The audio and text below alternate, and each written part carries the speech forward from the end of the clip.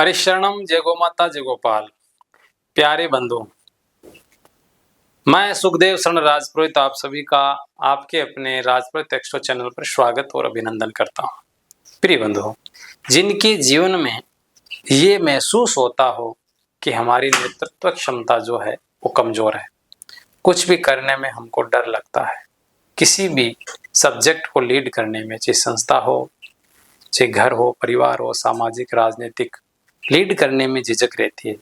Bank पे रह करके, बैंक बेंच पे बैठ करके चीज़ों को करने में कोई दिक्कत नहीं होती है, परंतु लीड करने में दिक्कत होती है। हमने ऐसे बहुत सारे लोग देखे हैं जो बहुत बुद्धिमान है, बहुत नॉलेज है, परंतु वो लोगों को लीड नहीं कर पाते।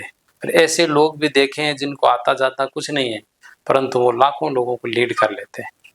नेतृत्व क्षमता उनमें बहुत पाई जाती है। ये जो गुण है, ये भगवान सूर्य नारायण के गुण है, और इनकी वर्दी है तो आप समझ लीजिए कि सूर्य उनका बहुत अच्छा है। ये गुण जैसे धैर्य है, नेतृत्व है, सहनशीलता है, आक्रोश है, थोड़ा एग्रेसिव नेचर है, नेतृत्व करने की जो दृढ़ क्षमता जिनमें पाई जाती है, राजनीतिक वर्चस्व जिनमें पाया जाता है, वो सूर्य नारायण से विशेष रूप से। फिर इनकी चमक भी अलग होती है, इनमें भी मध्यम वर्ग होता है, अलग अलग वर्चस्व होता है। जिनका सूर्य प्रबल रूप से उच्च का होता है, जिनके फुल कुंडली के अंदर सूर्य योग होते हैं, ऐसे लोग जो है अलग ही व्यक्तित्व लेके चमकते हैं, जिनकी ख्याति बहुत होती है संसार में। परंतु इसके विपरीत जो लोग नेतृत्व करने में डरते हैं, जो राजनीतिक वर्चस्व से डरते हैं, जो लोग कहीं भी जाते हैं लीड करने से डरते हैं, लोग उनको उतना मान सम्मान नहीं देते, समाज में वर्चस्व कम मिलता है, ऐसे लोगों का आप मान के चलिए कहीं न कहीं सूर्य कमजोर है।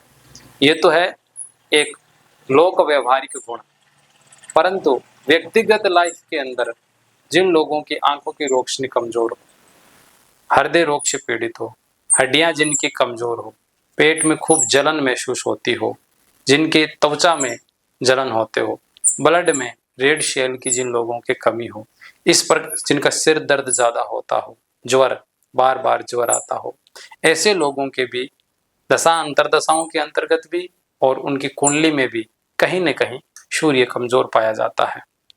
हाँ, रत्न एक ऐसी चीज है, ये बिना किसी सलाह के हम नहीं पहन सकते, क्योंकि जीवन में ऐसा भी देखा गया है कई रत्नों का प्रभाव हम अगर बिना सलाह या मशूरा के पहन लें तो उसका दुष्परिणाम भी हो सकता है, क्योंकि हमारे जीवन के अंदर इन 9 गुणों को अपना अपना दायित्व मिला रहता है कि हमको क्या क्या देना है। मान लो अब कोई ग्रह हमारे जीवन में दुख देने के लिए ही प्रतिष्ठित हुआ हो और वो कहीं न कहीं जो है लो हो गया हो, कुंडली में पीड़ित हो गया हो, तो वो कब हमको प्रताड़ित कर रहा है। अब हम उसी का नग नगीना पहन के हम उसको अगर स्ट्रॉन्ग बना देंगे तो निश्चित मानिए कि उसका दुरुपयोग हमको झेलना पड़ेगा। ऐसे में हमें ये ज्ञात होना बहुत जरूरी है कि सबसे पहले कुंडली विश्लेषण कराएं और फिर उस कुंडली में हमारा योग कारक ग्रह कौन सा है, वो अगर कहीं हमारी कुंडली में कमजोर हो गए हैं तो उसको मजबूत करने के लिए नग और नगीने का उपयोग किया जाता है। तो सज्जनों, सूर्य नारायण भगवान का जो जो रतन होता है वो रूबी होता है, जिसे हम संस्कृत में माणिक्य कहते हैं, हिंदी में माणिक कहते हैं, पद्म राग कहते हैं, आदि इस रतन के नाम है। ये जो रत्न होता है, ये असली जो होता है वो लाल शुष्क वर्ण का होता है। जैसे आपने कमल का पेड़ देखा होगा, गुलाबी, जो मतलब हार्ड, मतलब डार्क गुलाबी जो होता है, उस और उसमें से इतना चिकना होता है, उसमें ट्रांसपेरेंसी होती है, पारदर्शिता होती है, आर पार भी दिखता है। आपको लगेगा कि वो जो रत्न है चारों ओर अपनी एनर्जी को, अपनी किरणें जो है छोड़ रहा है। जब आप उसको हाथ में लोगे तो आपको वो एकदम चिकना और मतलब अपने वजन से घना वजन का महसूस होगा।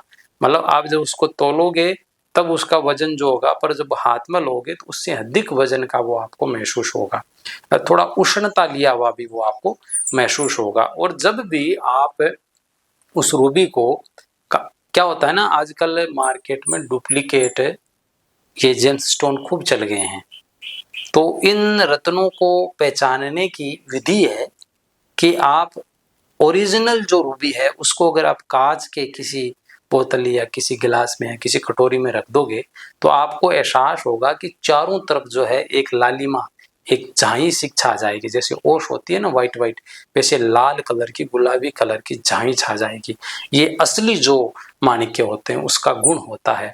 बाकी जितने भी डुप्लीकेट आजकल मशीनों से बनने लग गए हैं, देखने में तो आप उनको पहचान ही नहीं सकते, परंतु उसी रूबी को, डुप्लीकेट रूबी को अगर आप देसी गाय के दूध में डाल दोगे तो दूध के कलर में कोई प्रभाव नहीं पड़ेगा।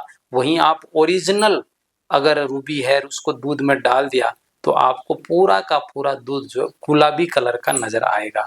ये जो है पहचान होती है रूबी की। सजनों, रूबी किन लोगों को पहनाना चाहिए?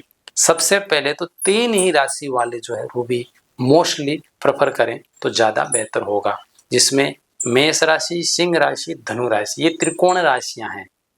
और दूसरी 3 राशियां जो है वो कर्क राशि है, जिसमें सूर्य नारायण धन भाव के मालिक बनते हैं। तुला राशि में अर्निंग हाउस के और वृश्चिक राशि में कर्म के मालिक सूर्य नारायण बनते हैं।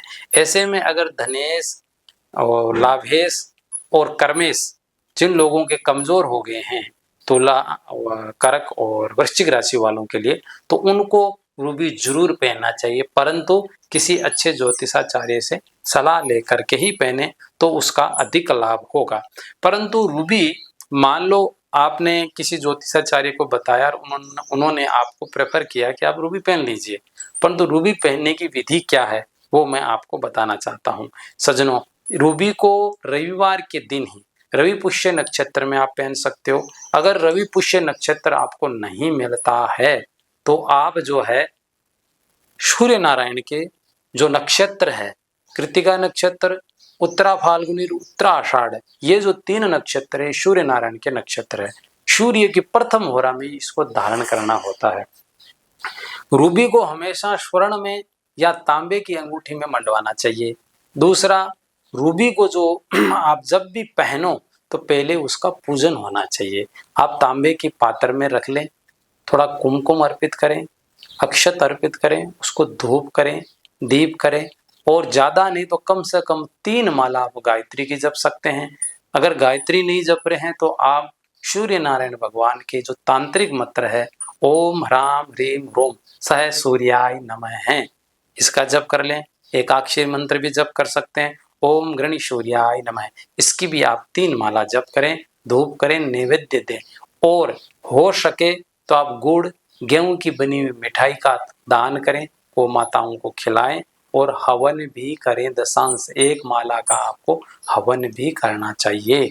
उसके बाद में अगर आप ये जो अंगूठी आपने तांबे की या स्वर्ण में रूबी की, जिसमें 6 रत्ती, 5 रत्ती, 7 रत्ती की अंगूठी होना, कि रूबी होना कंपलसरी है, उस अंगूठी को आप धारण करें तो उसका लाभ जो है आपको बहुत शानदार तरीके से मिलेगा। अगर आप ऐसे ही धारण कर लेते हैं तो भी लाभ मिलेगा, क्योंकि मंत्र दृढ़ विश्वासा, मंत्र जो है परमात्मा की एक ऐसी शक्ति है, परंतु वो विश्वास से ही वो शक्ति जो है ओतप्रोत होती है। बिना विश्वास के, दृढ़ विश्वास अगर है तो ही मंत्र काम करते हैं। हमारे यहाँ शास्त्रों में स्पष्ट रूप से लिखा हुआ है, मंत्र को दृढ़ विश्वास के साथ जपने से ही, पूर्ण श्रद्धा और विश्वास के साथ जपने से ही उसकी शक्ति जो है काम करती है।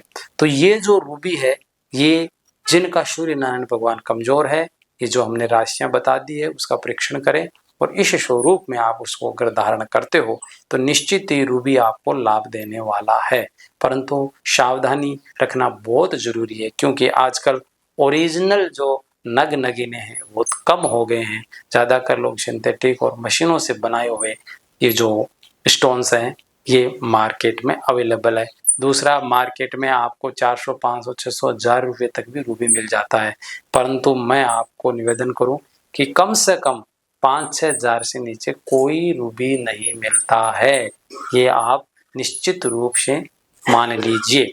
अगर आप रूबी इत्यादि नहीं धारण कर सकते हो, इतना पैसा आपके पास नहीं है, तो प्रिय बंधुओं, सूर्य को स्ट्रॉन्ग करने का एकमात्र तरीका है कि आप प्रतिदिन गायत्री की 3 माला जपें और प्रातःकाल उदय होते हुए सूर्य को तांबे के लोटे में थोड़ा अक्षत, कुमकुम, थोड़ा गुड़ और लाल पुष्प मिला करके भगवान भास्कर के 12 नामों का उच्चारण करते हुए आप प्रतिदिन अर्घ्य दे दीजिए। आपको एक्सटर्नल जेमस्टोन डालने की जरूरत नहीं पड़ेगी। सूर्य आपका ऑटोमेटिक स्ट्रांग हो जाएगा। मंत्रों में अगर सूर्य आपका बुरा फल देने के लिए अधिष्ठित हुआ है कुंडली में, तो भी वो अच्छा हो जाएगा। अगर सूर्य अच्छे पोजीशन का मालिक होकर के बुरे भाव में चला गया, कमजोर हो गया, तो मंत्र जप करने से वो स्ट्रांग हो जाता है। मंत्र जो होता है नेगेटिव पॉजिटिव दोनों स्थिति में ही काम आते हैं। हरिशरणम। जय गौ माता, जय गोपाल, सीताराम।